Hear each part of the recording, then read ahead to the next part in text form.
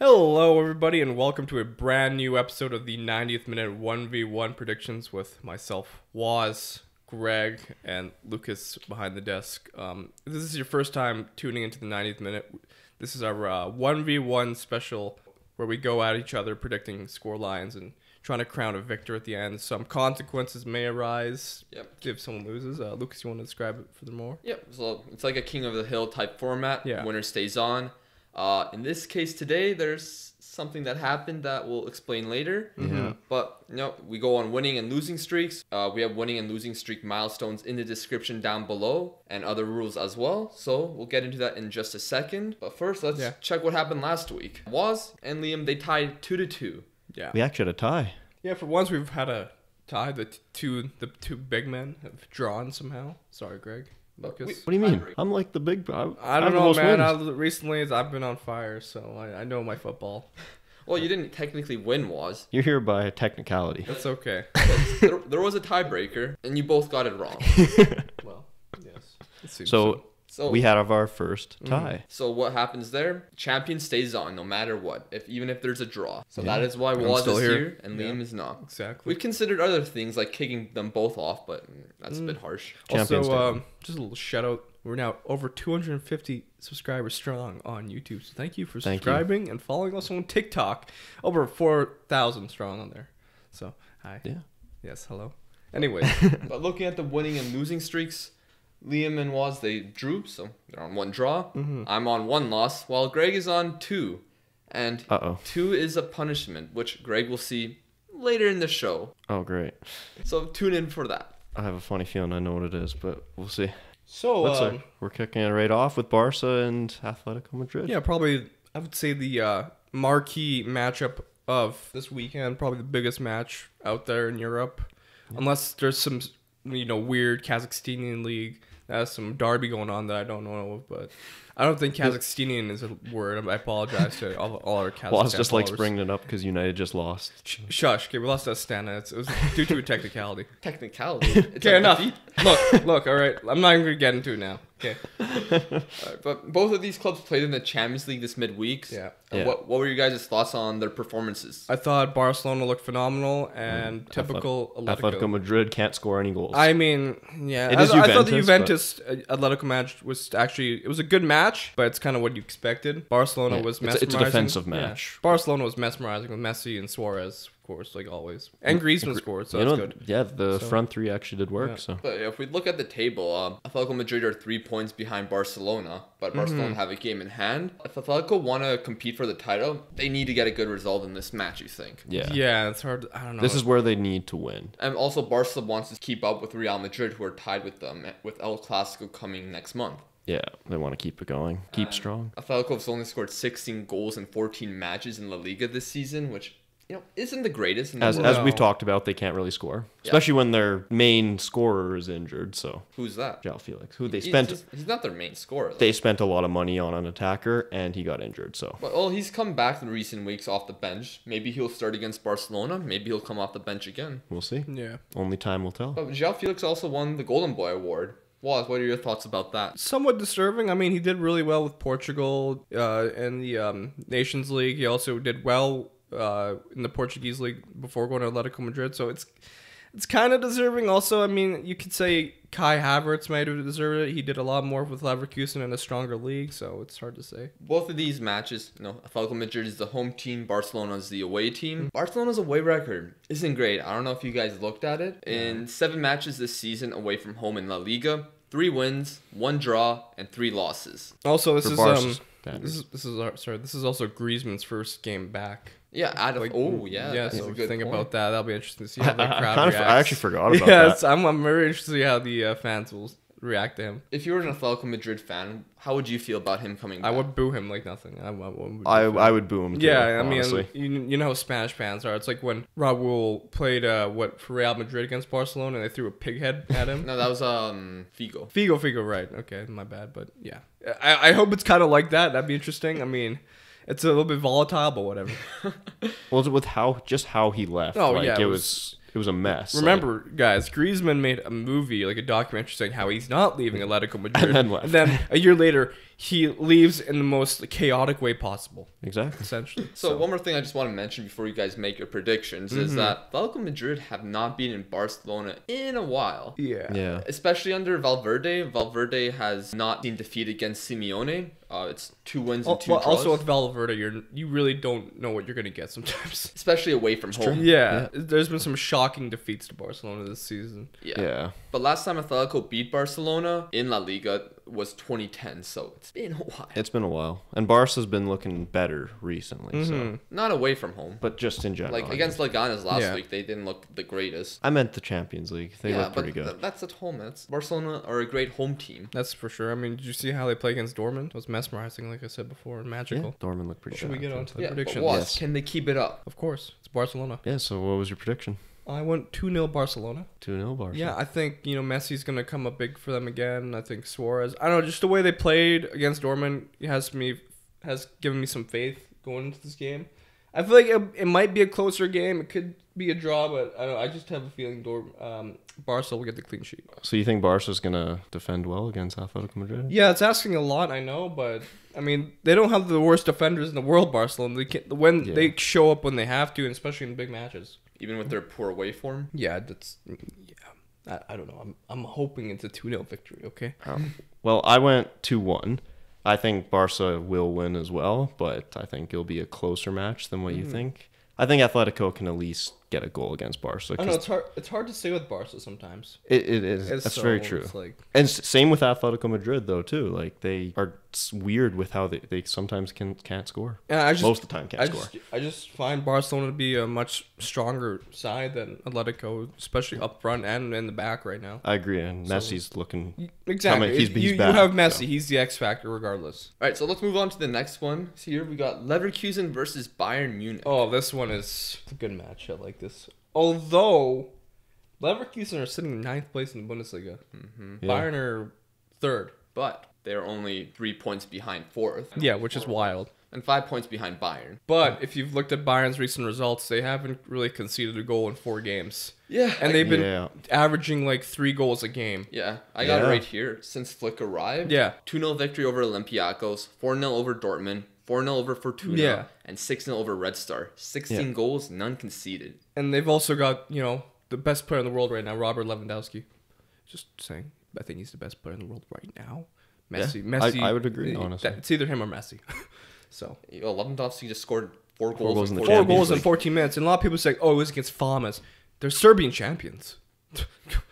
Farmers are not just champions, Put some respect in their name. Bayern are just good. No, you're right. 100%. I'm just gonna. Sorry, I'm discussing little champions. Like, if they lost 6-0, like, does this mean like Spurs are also a bunch of farmers? Because they lost like what 9-2, 7-2. 7-2. So maybe Spurs are also farmers as well. So Not under Jose, but yeah, under Jose, we'll see.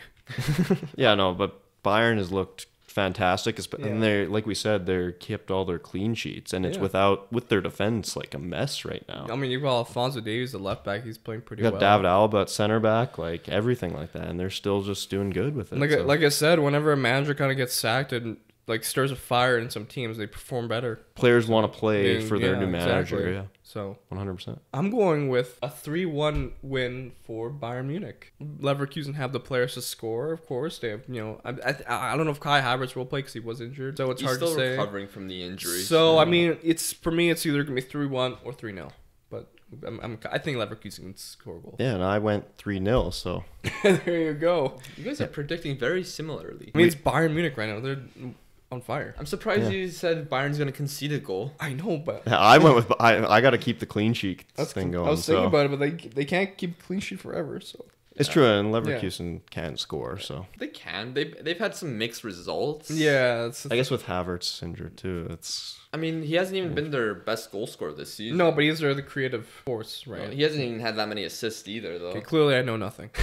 He only has 2 goals, 1 assist this season, while Volland has 5 goals and 3 assists. Yeah, Volland's had a good season. But there's also other players on Leverkusen that definitely needs to step up, like Leon Bailey. That's true. Goes for you over a year haven't heard now. much about him recently, and he's always been a top player for them. Yeah, he had that breakout season a few years ago. But Let's be honest, every couple seasons there's that one player who has like a breakout season, and they just don't really keep up with it. So it's true. Yeah, one season wonders. There you go. On to the next match. Oh, this is a good match. If you've been paying attention to the Premier League, which I mean, if you watch us, you clearly do.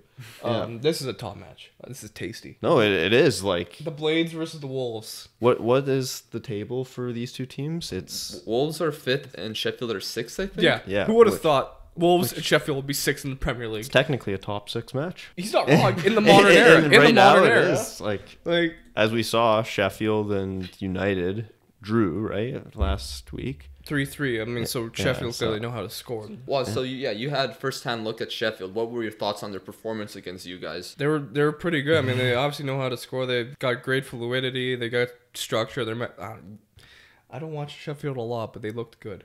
Yeah, I know it's not the greatest tactical analysis. No, they've been really good this season. And Lundstrom has been. They came up from a championship, and they're proving why they deserve to be in the Premier League right now. Yeah. And Wolves have been doing much better recently since the beginning of the season. Yeah. So since they lost to Chelsea and Braga, they haven't lost a game in their 8 Premier League matches since, or their Europa League matches since either. Yeah. They have a lot of draws, but I mean 4 wins and 4 draws in the Premier League since then. But, yeah, that's really good still. And while Sheffield, they haven't been bad either. Undefeated in their last 6 matches, but 2 wins and 4 draws. But those draws included Spurs, that was before Mourinho, as well as Manchester United, like we mentioned. What do you think's gonna be the X factor in this match?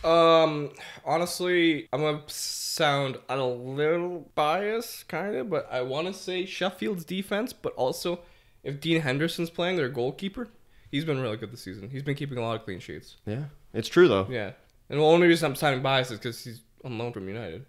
Yeah. So no, it's very true. But he's been good. Like Sheffield just entirely their defense. They did just concede 3 goals to United. I mean, credit to their manager. Like their game management has been phenomenal. I mean, they conceded 3 to United because United actually do have a good force, and the fact they put 3 goals against United's. Okay, I'm gonna be honest. We had Phil Jones in the back. That's not hard to score against. Yeah, he was that rough, man is championship quality. Bring back Chris Smalling. Didn't he get subbed off? He did in the halftime. Yeah. I heard something sad about Phil Jones. So apparently United offered him a testimonial in his contract. Yeah. But he said no because he said that he thought that only his mom and dad would show up. Oh. I think Phil Jones needs to leave United and kind of restart his career somewhere else, kind of like what Chris Smalling did. Yeah. It's just. He's a good lad. It's just he has not been great for United in a long time. He's had maybe one good season for us. It's my thing on Phil Jones. I'm sorry. I know we're talking about Sheffield Wolves, but the thing is, Wolves also have a great manager, Nuno. Yeah, Nuno Santos. And we know they've been scoring. They've been in good form. I mean, they were at the start of the season at the bottom of the table. We were wondering what was going on with Wolves. Sheffield have been constantly in good form. They've been challenging the top 6 teams. We might as well get to the predictions, Greg. And I went with a 2-1 result for 1-0. Yes, my bad. I forgot my own result. Sometimes I am clueless. Yes. Well, no, I do respect that result. Honestly, it's an away game for Sheffield, right? Yeah. So I like that because Sheffield always press. They're really good at pressing and pressuring the defense of all their opposing teams. But I went with Wolves 2-1. I think Wolves is just the better team. They've been really in good form recently. They have those players who can come up big during those games, and I think they'll score. Who's going to be the one to watch in this game then? I see Jimenez doing good, but Traore has been really good too recently. Traore. Yeah. Also, while we're actually recording this, Europa League is going on, and Wolves are beating Braga 3-1 at halftime. Yeah. So, and Traore did score, so... Yeah, they've been really good. Yeah. Now, we did these predictions I know it's before hard to say. I think it's either or, but I don't think there's going to be a draw. So they want the 3 points, right? Yeah, no, it's a massive game. Like we said, 6th and 5th place teams going at it. This is tastier than any Arsenal Spurs match would be. Let's move on to the next one. PSG versus Monaco. But before we talk about this match, Greg, there's a carpet beside me. Lift the carpet up and your punishment's right there. Oh boy. Here at the 90th minute, we'd like to get creative. Oh dear. For this prediction, you will have to wear this mask. I haven't worn this in a while. Now, you might not be able to hear Greg that well. Apologies, it's just for this prediction only. I was. As you can see, we have David Luiz in the room to talk about Monaco and his former club, PSG. For context, Greg is a massive David Luiz fan, so we got him a David Luiz mask. Yeah, I like David Luiz. I like his free kicks. But he can't defend, though. No, not really. He used to somewhat, but now he's fallen off the rails. Poor Arsenal. Let's talk about this match. So first, let's mention PSG in their Champions League match against Real Madrid. What were your thoughts about that match and their performance in it? I mean, they made a good comeback against Real Madrid. Like, Real Madrid's up 2-0, and it's good to see that they were able to press on and get the draw. Was? Yeah, no, I thought they looked pretty decent against Real Madrid. Now, Real Madrid was the much better team and definitely deserved to win. Not in the last, 10 minutes of the game. Rafael Varane did not look too good. That's true. But Neymar's playing for PSG again. He's back from injury, right? Mm-hmm. So, and he looked pretty decent. I mean, I know I've given Neymar a lot of flack because of his antics, but let's not forget, he's one of the most talented, skillful players on the planet. And with him and Neymar, with Mbappe, Di Maria, Icardi's been in good form for PSG. And, I mean, Monaco's been Monaco. So, yeah. Monaco are currently 14th. They nearly got relegated last season. I know, Waz, you were not a big fan of them last season. Especially with Henry. No. Like, Monaco actually has a good team on paper. It's just they can't play well. I mean, yeah, they're 15 points behind PSG, which is not great. And honestly, the last couple times they've played, 3-1 PSG against Monaco. And then same result around last year. PSG beat Monaco 4-0. Monaco in general, their results have been... they've been playing okay. 1-0 over Nantes, 2-1 over Marseille, but come on, it's PSG. Like, last time Monaco beat PSG was early 2016. Was that the year did they win the league that year? Yeah, so... And last time they got a draw was in 2017. But, in all other competitions, including Super Cups, French Cups, and in Ligue 1, they've lost every single one. Just shows, what happened since they won the league that year. They've just been downhill. Yeah, they've just been selling player after player after player and bringing in so many players, but... They just can't perform. Either they can't transition and adjust to the new club with a bunch of new players, or it's just the players aren't actually good enough. Although they do have Ben Yedder, who is the second top goal scorer in Ligue 1. They have the top assist player, Slimani, who has 7 assists in Ligue 1. They just can't get the results. No, and it's not looking good. And PSG, although they've slipped up a few times this season with 3 losses, they're still in top. They're 8 points ahead of Marseille in second. So, what's your thoughts about this match? Who's winning? I went 2-1 PSG. Really? I'd expect you to have a 6-0 Paris. It's an away game. Yeah. So that's, I always use that as a factor. 2-1 PSG. That's a close game, honestly. Yeah. Which is... PSG are funny because sometimes they'll blow out a team. I think the Real Madrid game was kind of a sign to me. We'll see how it goes. It's true. Especially Champions League. They beat who's their club? Bruges? Brugge, however you pronounce 1-0. It wasn't they haven't been scoring lots compared to what you expect. In Ligue 1 they've been scoring. In Ligue 1, yeah, but... Is it hard to score in Ligue 1? For some teams it is, Stade Reims. Okay, yeah, Lucas, that's not what we're talking about, though. Clearly we do not... I'm talking about, Neymar and stuff, and Mbappe. Well, what's your prediction, Greg? I think I predicted 2-0. No, you didn't. What did I predict? I forget. David Luiz is messing up my brain. Guys, we suck. You can't even remember your predictions. We suck. 3-1. Yeah, I did predict that, right. Yeah, sorry. It's David Luiz is messing up my brain right now. This is where the comments on TikTok come where you guys know nothing about football. That's not even knowing about football. That's just my brain just. It's early in the morning here right now. Okay. Yeah, so 3-1. I still predict I think PSG will still win this game pretty easily, but because it is in Monaco is why I gave them the 1 goal. Okay, well that's done for that. Greg, you can take off your mask. Oh, thank God. And now you can talk about your team. I don't know anything about this match. I don't really watch championship football. Maybe one day I will. But honestly, this is a very important game for both teams as they're both fighting for the top 6 right now. As Fulham is in 3rd, and I believe Swansea's in 6th. Swansea's had a couple mishaps their last 2 games and 2 losses, which is massive for my team, Fulham. But with Leeds and West Brom 1st and 2nd, I could see this game right now being the champion. I could see it being the championship finals, though, to be honest. So, and it's really early into the season, but I could see it. I feel like the championship is very much more open game. It definitely there's a lot more goals being scored and whatnot. It definitely is, especially when you have Fulham. Because Fulham, Fulham have some talent up front, right? Yeah, they did. So Swansea, I don't really know what their lineup's looking like anymore.